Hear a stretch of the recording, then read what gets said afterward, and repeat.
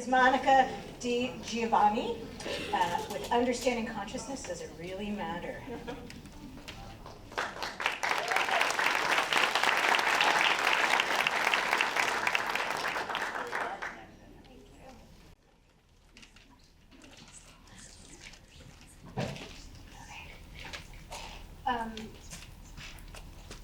Okay. Yes, okay, good. So my presentation, oops, pause. Sorry. Okay, so my presentation is based on my study and practice with the Abhidharma, which is a very complex, wildly vast, and really unattainable system of understanding consciousness in the Buddhist process. I understand maybe a sidewalk brick. If you looked at all the city streets and all of the boroughs in the city of New York, I understand a tiny little piece. So I'm an interdisciplinary artist. Sometimes I oil paint in abstract expressionism. Sometimes I do these hyper-realistic pictures of other things. And then in 2021, I had a very bad fall and got a very, very bad concussion. It was debilitating in all the ways concussions can be. I lost my speech. I couldn't add 3 numbers together. I had a lot of serious issues. Thankfully, I had already been doing this as part of a Zen practice. I'd been painting Enzo and decided that that would be what I painted because I couldn't concentrate without getting very intense headaches for more than a few minutes. And so I just kept painting these Enzo pictures and turned that into my art practice.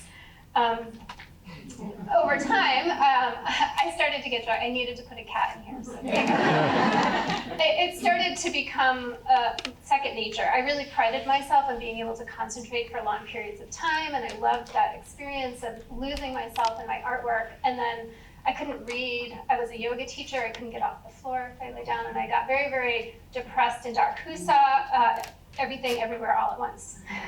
So that movie is very much based in all of this philosophy and theory, and I lived the dark bagel for a very long time. That was my reality. Actually, see my notes.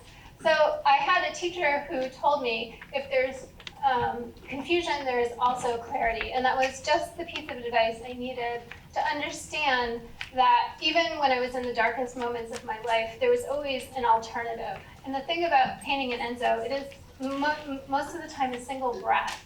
It is a single brush stroke. And so even within that single moment, there was an unlimited amount of potential. And so I started doing this and really starting to see that sometimes my life was very ragged, sometimes my mind was like really confused and upset, and other times there was a sense of peace.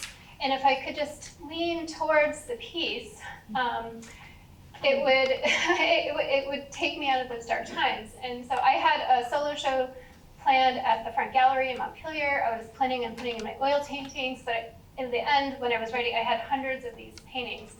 So this is what I produced, is I hung almost 70 paintings for this art show. And I was really worried that no one would get it, but it was very relatable. We were coming out of the pandemic. Folks had spent a lot of time alone. We were all confused. We didn't know how to socialize. And so when folks met the individual paintings, they actually could get through some of my own personal experience. And it just got me really amazed at how much you could convey with so very little. In the Abhidharma, it says that a single point of awareness it takes 17 seconds. And so with all of your senses, eyes, ears, nose, mouth, touch, taste, all of your lived experience, you have a sense of perception that comes through. So have an exercise. So here we have a painting, and I'm going to ask you to play with me here for a moment. So take a look at this painting for just a few breaths as you ground yourself in the earth, and you don't have to do this. And then close your eyes and see the mirror image in your mind. And then open your eyes and take the image in again.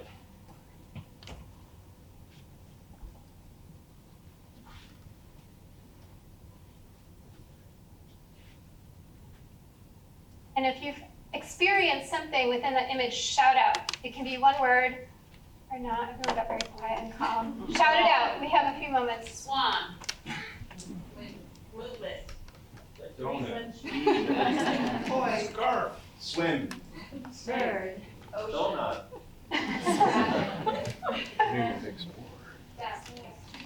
So there you go. So that was a collective poem, and how much you got, right? There we go, in that amount of time. So on the right here is the teacher, Kazuaki Tanahashi. I have done a number of retreats with him. Amazing. Here he is looking at my cap. Amazing. In one of my paintings. And so he was a Japanese scholar who came to the United States when he was young. He's now 91, and he created a methodology working with hospice people of teaching them how to paint Enzo as a way to help them be creative even while their minds are leaving them. He also used them to create peace projects around the world, which is what that last slide was. And so we have this experience of really slowing down. The painting also is a mirror for your mind. It's a reflection back to you. The character in the center is the way, so the path, the Tao. And getting that close to yourself, you begin to start to see certain kinds of truths that you might not have been able to access.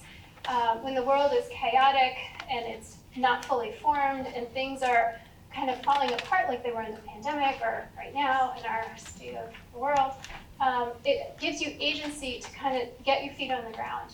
And when we get into those states of agency, it gives us the ability to get out of ourselves and to connect back to the world. And so intimacy, we start to begin to collect ourselves as individuals as part of a larger shared experience.